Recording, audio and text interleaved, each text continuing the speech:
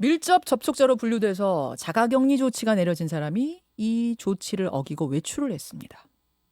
가족 모임에 나가서 식사를 하다가 가족들에게 전파를 시켰습니다. 이 사람이 바로 15번 확진자죠.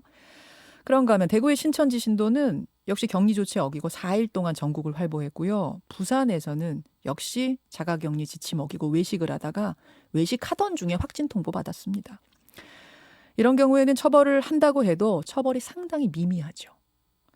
게다가요, 검사 거부하면 아예 처벌 근거가 없습니다. 신천지 명단 확보하는 과정에서도 법적으로 강제하기가 어렵다 보니까 어려움 많았죠. 자, 국회가 나섰습니다. 일명 코로나 3법이 국회 본회의를 어제 통과했는데요. 직접 발의를 한 민주당 기동민 의원 연결해 보겠습니다. 기동민 의원님 나와 계세요. 네, 안녕하세요. 예. 더불어민주당 기동민입니다. 일명 코로나 3법. 첫째가 검역법, 둘째가 감염병 예방관리법. 예, 그렇습니다. 셋째가 의료법. 네. 이렇게 세 가지 원래 있던 거를 강화했다고 제가 들었는데 어떤 부분이 바뀐 겁니까? 그러니까 보통 법률의 경우에는 본격적으로 이제 시행되기까지 일정한 유예 기간을 둡니다. 예. 그러니까 통상 한 1년 정도의 유예 기간을 두는데요. 행정기관이 좀 준비를 해야 되고요. 또 국민 여러분들이 아셔야 되기 때문에 그 기간들이 필요한 건데, 그렇지만 지금 상황이 너무나 엉중해서 감염병 예방법 같은 경우 일부 조항 같은 경우에는 공포 후에 즉시 시행하는 걸로 했거든요. 예, 그래서 예. 국무회의에서 의결을 하고 나면 즉시 공포가 되는데요. 아까 말씀 주셨지만 이 감염병 환자로 의심되는 사람이 검사를 거부하는 경우에는 지금 벌금 300만 원 이하의 벌금을 받게 되고요. 자가격리나 입원 치료 조치를 위반하신 분, 지금까지는 벌금 300만 원 정도였는데 예. 1년 이하의 징역이나 1,000만 원 이하의 벌금 이렇게 했고요. 그다음에 또 1급 감염병의 유행으로 이제 예방 및 방역, 치료에 필요한 의약품들이 있을 거예요. 예. 주로 이제 마스크나 손소독제인데 이런 것이 공급이 부족할 때 수출이나 국외를 반출할 수 있는 것을 금지했고요. 예.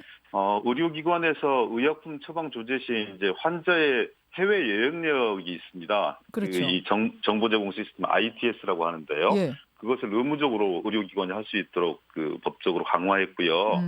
그다음에 보건복지부 소속 역학조사관이 지금까지는 법적으로 30년밖에 안 됐었거든요. 예. 그것을 한 100명 정도로 늘렸고요. 역학조사관 이번에 확 늘리는군요. 네, 확 늘렸습니다. 그리고 또 시군구 단체장들께서 계속 지속적으로 요청하셨던 분들 요구 사항 중에 하나가 일정한 이 인구수를 확보한 시군구 자체 단체장들도 역학조사원을 들 수 있는 근거를 좀 마련해달라. 이렇게 많은 지방자치단체장분들이 요청을 해서 그 부분도 들어갔고요. 예. 감염병 취약계층에 대해서 마스크를 지급하는 이런 부분들 역시 감염병 예방 및 관리에 관한 법률에 강화된 조항으로 다 규정을 했습니다. 그래요. 네.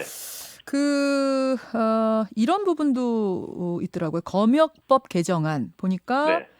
감염병 발생 지역, 지금으로 치면 우한, 중국 이런 곳에서 입국한 사람에 대해서 입국 금지를 요청할 근거도 마련한다는 건데, 네. 이 부분은 어떻게 됐습니까?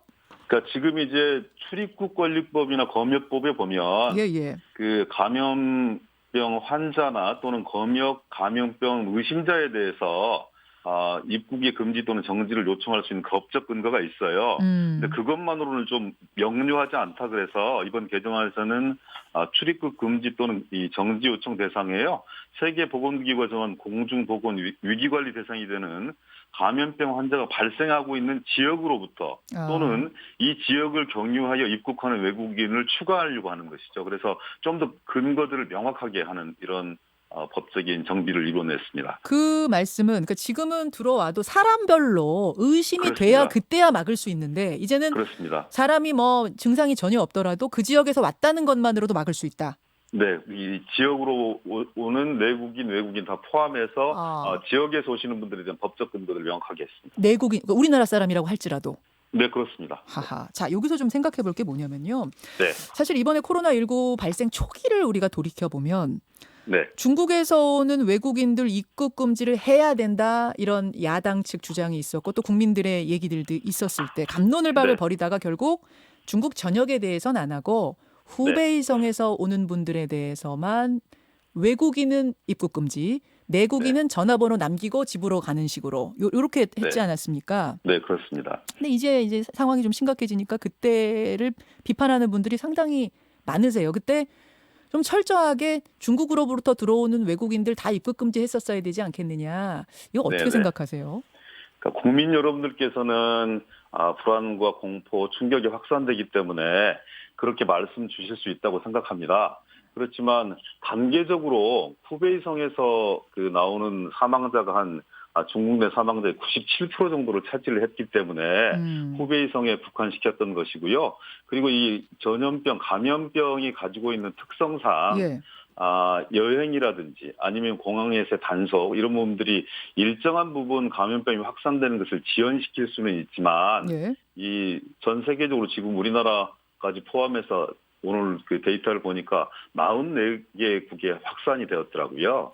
그리고 미국 같은 경우도 CDC 질병예방센터 센터장이 미국 내 지역사회 감염이 현실화될 수밖에 없다고 얘기하고 있고, 예. 일본이나 이탈리아도 또 마찬가지고, 그러니까 전체 나라에 대한 입국 금지를 시킨 나라에서조차 지역사회 감염이 현실화되고 있기 때문에 이런 특정 국가에 대한 봉쇄책이 이런 지금의 상황을 극복할 수 있는 유일한 대안이냐, 여기에 대한 여러 가지 논의와 판단들이 있었고요. 그런 차원에서 초기에 그런 이 후베이성을 중심으로 한 입국 금지 조치에 집중하게 된 것이죠.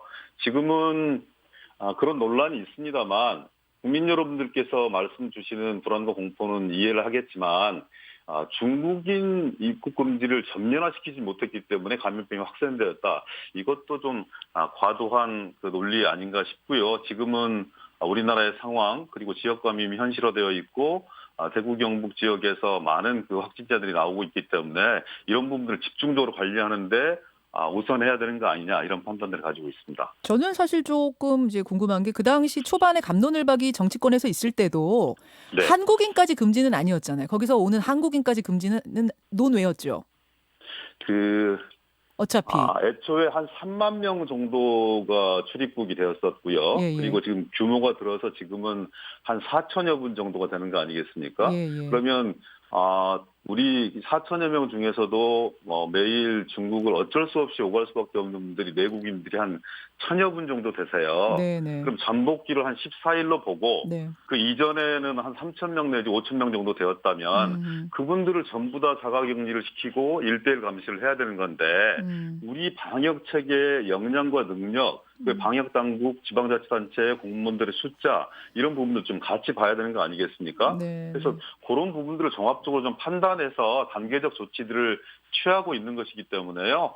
그런 논쟁 할 수 있다고 보여집니다만 정치권 내에서 너무 과도하게 중국을 맡기지 않았기 때문에 지금의 사태가 초래되었다. 이렇게 주시는 건 조금 정치적 주장 아닌가 이런 생각들을 해봅니다. 아니 제가 이제 이 질문을 드린 이유는 잠시 후 저희가 더 깊이 다루긴 할 겁니다만 신천지가 네. 중국에서 포교 활동을 했고 네. 우한에 지부가 있었고 12월까지 모임을 가졌다.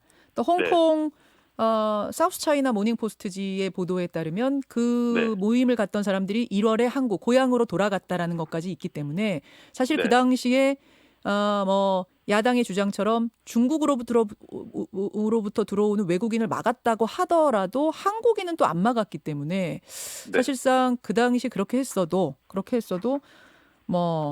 홍콩 보도에 따르면 한국인들까지는 막지 못했기 때문에 상황이 글쎄요. 100% 그러니까 사실관계가 아직은 좀 불명료한 부분이잖아요. 네네. 신천지 분들이 그렇게 주장하고 있고 또 말씀을 좀 반복하고 있는 상황이기 때문에 사실관계를 좀 분명히 가려봐야 된다고 생각합니다. 그렇지만 지금 저희들이 집중해야 될 부분들은 그러니까 어쩔 수 없이 중국을 다녀오실 수밖에 없는 내국민들도 많이 계신 거고 그리고 실효적으로 한 80% 이상의 중국인과 중국을 거쳐 오시는 분들이 많이 줄었지만 지금도 여전히 중국을 갈 수밖에 없는 현실적인 이런 상황들이 놓여 있고요. 알겠습니다. 근데 코로나 3법 지금 통과한 거에 의하면 어쨌든 감염 발생지에서 오는 내국인, 외국인 이제부터는 다 법적으로 근거에 의해서 막는다는 거잖아요. 이제부터. 네, 그렇습니다. 네. 알겠습니다. 이제 요거와 관련해서 일부에서도 포인트 뉴스에서 저희가 다뤘습니다만 문재인 대통령 탄핵에 탄핵 청원 동의가 90만 명을 돌파한 상황. 물론 탄핵 반대 청원 요거는 시작점이 좀 늦습니다만 어쨌든 지금 네. 37만 명인 상황. 이 상황을 여당에서는 어떻게 보고 계세요? 조금 안타깝고요. 지금은 이제 정치권에서 뭐 갑론을박할 수 있다고 보여집니다. 그리고 또 이번 사태를 어떻게 잘 극복할 것인가에 대한 방법론을 놓고 여러 가지 대안들을 낼 수 있다고 보여지는데요. 지금은 국민과 더불어서 또 의료진들의 눈물겨운 희생과 헌신, 그리고 또 자원봉사자들, 당국자들 이런 사람들이 모두가 힘을 합쳐서 이런 재난을 극복하는데 진력해야 될 시점 아닌가라는 생각들이 들어서요. 예. 조금 많이 안타깝고 그렇습니다. 알겠습니다. 여기까지 말씀 듣도록 하죠. 더불어민주당 기동민 의원 고맙습니다. 네, 감사합니다. 김현정의 뉴스쇼는 청취자 여러분의 참여로 이루어집니다. 트위터, 페이스북, 레인보우 게시판, 그리고 단문 50원, 장문 100원의 유료 문자 샵 1212, 우물정 1212 통해 참여하실 수 있습니다. 김현정의 뉴스쇼, 여러분과 함께 만듭니다.